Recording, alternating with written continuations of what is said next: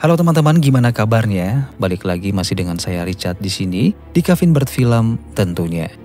Di video kali ini saya akan merangkum sebuah film berjudul Death Sentence, dirilis di tahun 2007, mengisahkan sosok seorang ayah yang kehilangan putra sulungnya yang menjadi korban kebiadaban beberapa orang gangster.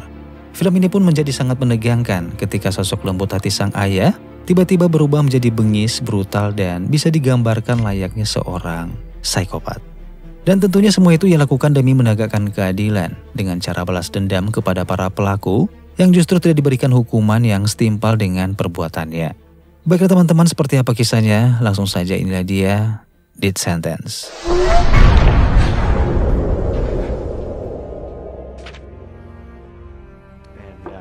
First line again. No kidding.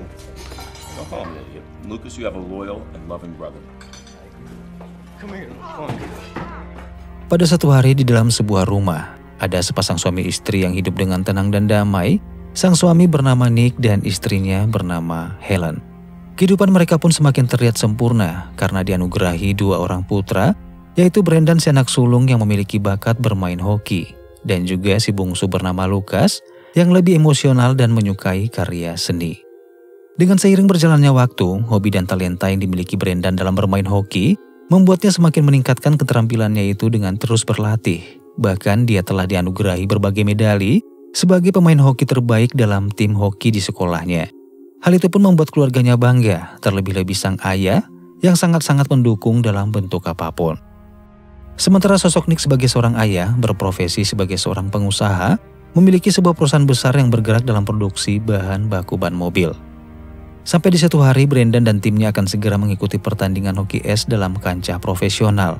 Malam itu sang ayah mengantarnya menuju stadion arena, sekaligus ikut menyaksikan pertandingan dari tim putra sulungnya itu. Dan di sana setiap skor yang dicetak oleh Brandon tentu saja membuat Nick bersorak dan terlihat sangat bahagia.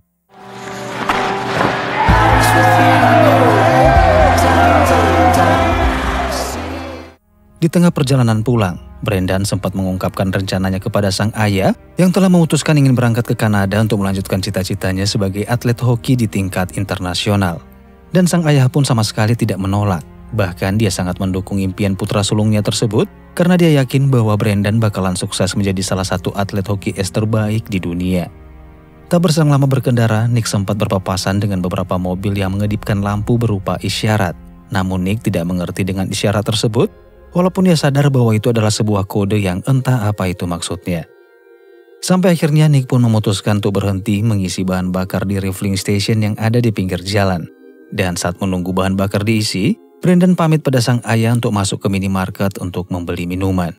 Namun tak disangka disinilah awal dari mimpi buruk itu terjadi, di mana ketika Nick sedang menelepon istrinya, ia tidak menyadari kehadiran segerombolan perampok yang menggunakan penutup wajah masuk ke dalam toko. Mereka menodongkan senjata, hingga dengan membabi buta mereka menembak petugas kasir hingga tewas seketika.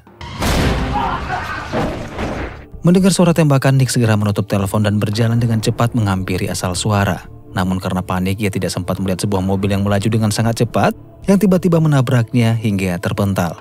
Salah seorang pria bertopeng mengatakan kepada salah seorang pemuda yang diketahui adalah pengikut baru, di mana pengikut baru harus membunuh seseorang secara acak untuk kemudian diperbolehkan bergabung dengan kelompok mereka. Sialnya pria acak tersebut adalah Brandon, membuat pemuda itu sempat ragu dengan menolak melakukan hal itu. Namun pada akhirnya dia dengan terpaksa menghabisi Brandon dengan mengiris tepat di bagian lehernya. Setelah selesai menghabisi Brandon, geng perampok itu memutuskan untuk segera kabur. Namun Nick berhasil menangkap salah seorang dari mereka, membuka penutup di kepalanya, dan berhasil melihat wajah pria itu. Saat mencoba untuk kabur, pria tersebut ditabrak oleh sebuah mobil, hingga ia pun terpental dan pingsan tak sadarkan diri. Tak peduli lagi dengan mereka, Nick memutuskan masuk ke dalam toko untuk melihat kondisi putra sulungnya yang tengah sekarat.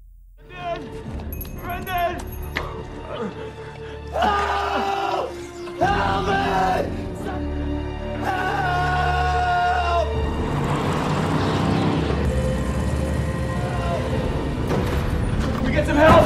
Can somebody help us, please? Hospital now. Sir, you must be back here. He was cut. Somebody cut him. Saat Helen dan Lucas datang ke rumah sakit, bersamaan dengan itu seorang dokter menghampiri mereka bertiga, menginformasikan sebuah berita yang sangat menyakitkan. Brandon, putra sulung mereka yang selama ini dipuja-puja dengan segelintir prestasi kebanggaan keluarga, Siapapun tak menyangka, kini ia telah pergi untuk selama-lamanya. Di keesokan harinya, Nick diminta untuk datang ke kantor polisi untuk melihat beberapa pemuda yang mungkin diantaranya adalah salah seorang pelaku. Dan tidak sulit buat Nick untuk mengetahui siapa pelakunya. Ia pun mengidentifikasi si pembunuh yang ternyata seorang pemuda berusia 23 tahun bernama Joe. Singkat cerita, Nick dan keluarganya mengantarkan Brendan ke tempat peristirahatannya yang terakhir. Nick menatap kosong ke arah peti jenazah yang diturunkan secara perlahan. Terlintas sebuah pertanyaan dalam benaknya, kenapa Tuhan memilih putranya yang harus menjadi korban. Sejak pemakaman itu, keadaan di rumah pun berubah sudah tidak seperti dulu lagi. Mereka terus meratapi dan menangis, mengenang sosok Brendan ketika masih berkumpul bahagia bersama. Pre-trial hearing tomorrow. Animal jail.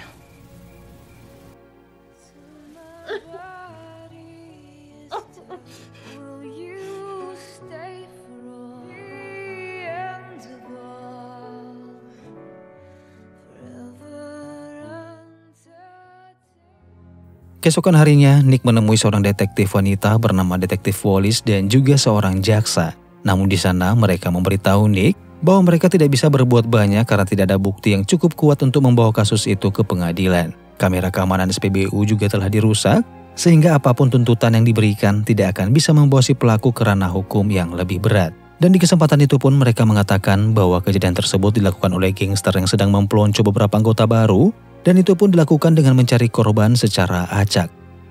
I'm talking guaranteed time. In America without a working surveillance camera. Are you saying that Brendan was killed so that some asshole could... Sebagai saksi utama yang melihat secara langsung kejadian di TKP, Nick justru menolak memberi kesaksian dan membiarkan pemuda tersebut bebas begitu saja. We can answer that at trial, can we not, Mr. Baring? You're saying you'll testify to that in a trial? There were a lot of them. I can't be sure anymore. You may return with a bailiff to the holding cell. Dan siapa sangka, Nick memiliki sejuta rencana lain di pikirannya, di mana setelah sidang selesai, ia mengikuti langkah dan gerak-gerik si pelaku yang sedang berkumpul bersama gengnya.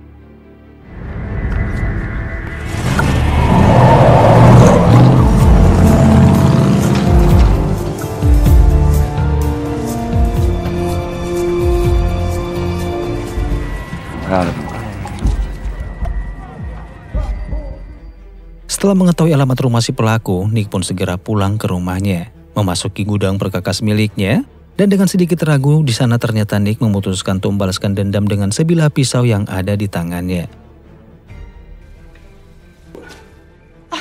Jesus, Nick! I'll be home as soon as I can. Tak berapa lama menunggu, Nick pun segera menghampiri si pelaku yang tiba-tiba kaget dengan kehadiran Nick yang entah bagaimana sudah berada di belakangnya. Tanpa pikir panjang, Nick saat itu juga langsung menyerang, hingga terjadilah pertarungan yang berakhir dengan tewasnya si pelaku akibat tusukan pisau yang bersarang di dadanya.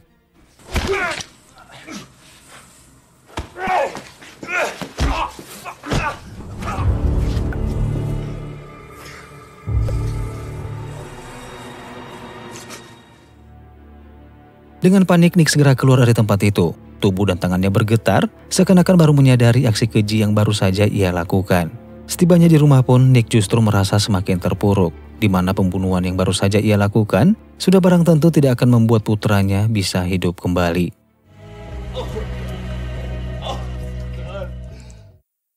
Di keesokan harinya terlihatlah seorang pemuda botak bertato bernama Billy. Dia adalah salah seorang pelaku lainnya, sekaligus ketua gangster yang cukup meresahkan dengan serangkaian kejahatan yang kerap ia lakukan. Saat itu Billy memasuki sebuah gedung dengan ruangan yang sangat minim oleh cahaya, lalu menemui ayahnya di ruangan lain untuk menyetorkan uang kepada sang ayah yang merupakan seorang kartel penjual senjata api.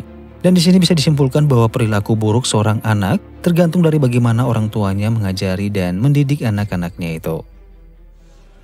The fuck you call that? You fucking light bag me? You can't get the fuck out of my sight now. Saat tiba di markas gangsternya, Billy diberitahu bahwa Joe, si anggota baru, diinformasikan sudah tewas setelah jasadnya ditemukan dengan luka tikam di bagian dada. Dan saat itu juga Billy yang mendengar informasi itu pun tentu saja sangat-sangat yakin kalau pelaku dibalik tewasnya Joe adalah ayah dari korban mereka, yaitu Nick. I would like to catch the motherfucker that did this. wasn't a cutting match, man, I would know about it.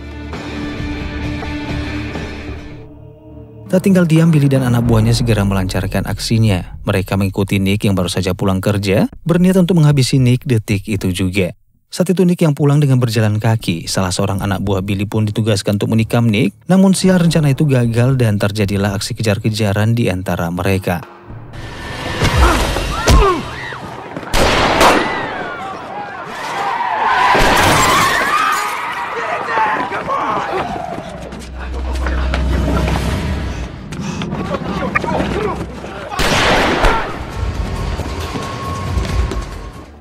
Pertarungan kembali berlangsung di parkiran gedung lantai atas, yang membuat salah satu dari anak buah Billy kembali tewas setelah mobil yang membawa tubuhnya menggelinding dan terjatuh dari atas gedung.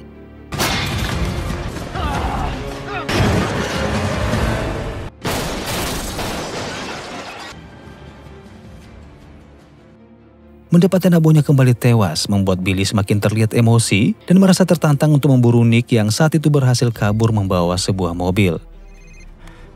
Hi, honey. I'm sorry I'm late.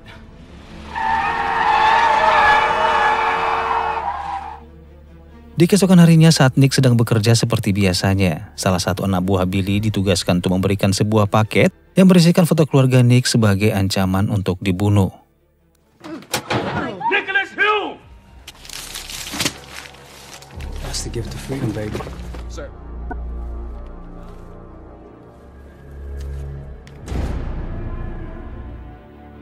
Hal itu pun membuat Nick menjadi syok dan ketakutan. Bahkan ia tidak menyangka kalau masalahnya ternyata akan menjadi rumit seperti ini. Ia pun berinisiatif menelpon polisi dan meminta mereka untuk menjaga rumahnya selama 24 jam. Mr. Hume? Fucking trash! Thank God you're here. Namun komplotan anak buah Billy yang begitu banyak membuat para polisi yang menjaga pun terbunuh, sehingga dengan mudahnya mereka pun berhasil masuk ke dalam rumah dengan bebas.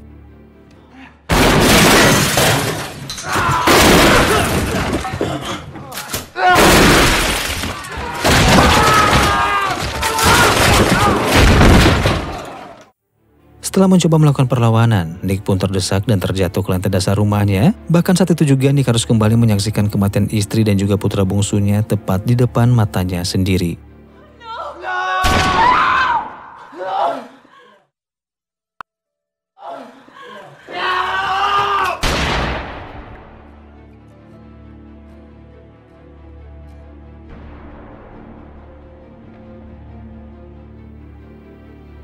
Kejadian itu pun hampir menewaskan Nick setelah mendapatkan luka tembak pada perutnya. Dikira sudah tewas tak bernyawa, para gangster itu pun segera pergi meninggalkan Nick dan keluarganya yang terkapar di lantai. Beberapa hari kemudian, Nick pun terbangun dari komanya setelah dirawat secara intensif dan dia dinyatakan selamat dari maut karena peluru tersebut tidak sempat mengenai organ vitalnya. Namun meskipun selamat, Nick harus kembali menerima kenyataan pahit atas tewasnya istri tercinta. Sementara putra bungsunya menderita koma yang bahkan dokter pun tidak bisa memastikan kapan terbangun dari masa komanya itu. Move your fingers if you can hear me. I love you so much. So much more like your mom, stubborn. I'm so sorry. Kesedihan dan terpukul atas kejadian yang menimpa keluarganya membuat Nick tak bisa hanya tinggal diam, di mana saat itu juga ia memutuskan untuk pergi dari rumah sakit.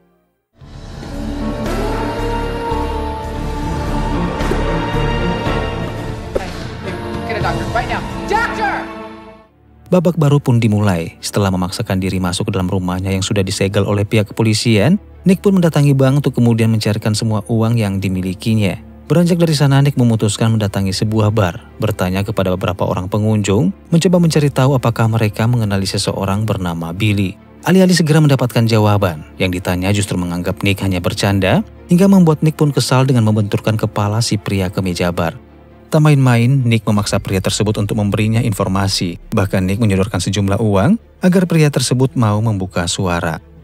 Setelah mendapatkan informasi, Nick pun kembali bertanya dengan mengatakan di mana dia bisa mendapatkan sebuah senjata. Tak lagi menganggap candaan, si pria lalu mengarahkan Billy untuk mengunjungi sebuah toko senjata yang ternyata toko itu adalah milik ayah Billy itu sendiri.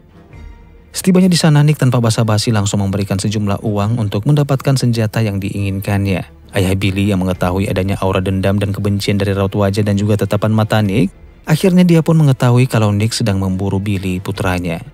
Namun bukannya melindungi putranya, ayah Billy itu justru membiarkan Nick untuk menuntaskan dendamnya, sekalipun dia harus kehilangan Billy putranya sendiri. I've got a killing thing about you. Motherfucker after my son, Billy? You killed my youngest. Now you after Billy, yeah? Anything he did's no damn doing of mine. Go your way now. Setibanya di sebuah tempat, Nick segera mempersiapkan segala sesuatunya, baik itu senjata dan juga mencukur habis rambutnya, sebagai tanda bahwa dia sudah siap untuk mati demi mengakhiri semuanya yang sudah terlanjur ia mulai.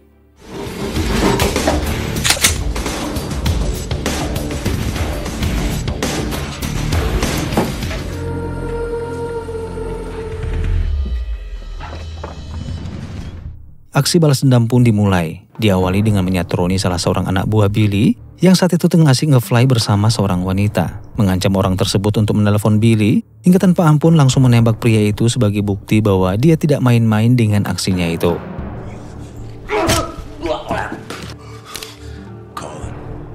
Echo, you sandbagging son of a bitch.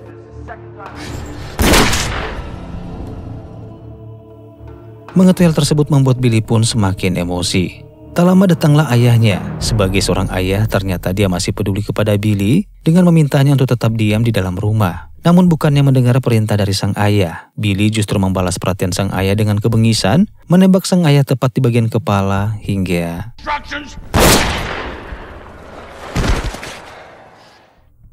Tak berapa lama berselang, tibalah Nick di lokasi markas Billy dan anak buahnya berada, dengan membabi buta yang melumpuhkan pertahanan markas para gangster tersebut dengan menghabisi mereka satu persatu.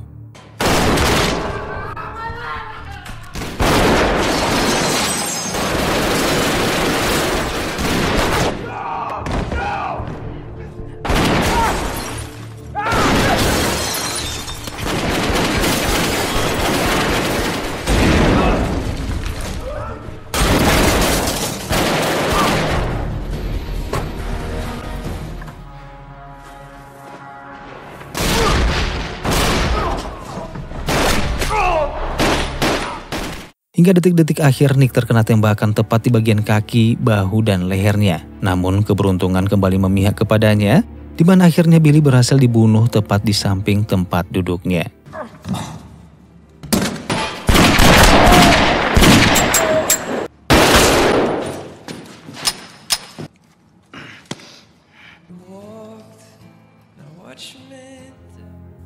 Setelah semua berakhir, Nick dengan tubuh penuh luka berjalan tertatih-tatih pulang ke rumahnya. Penonton video kenangan sewaktu masih bersama keluarganya yang kini sudah tiada, meninggalkan goresan kepedihan yang mungkin tak akan bisa sembuh dalam waktu singkat. Dan dengan semua aksi brutal yang telah dilakukannya, pada akhirnya Nick pun mulai tersadar bahwa apapun itu keluarganya tetap tidak akan pernah bisa kembali. Sekeras apapun hidup, kehilangan orang tercinta adalah sebuah penderitaan yang lebih keras dibandingkan apapun yang ada di dunia ini.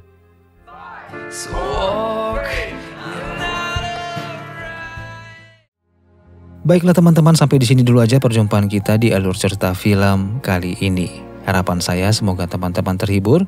Terima kasih sudah menonton, saya pamit dan sampai ketemu lagi di alur cerita film selanjutnya.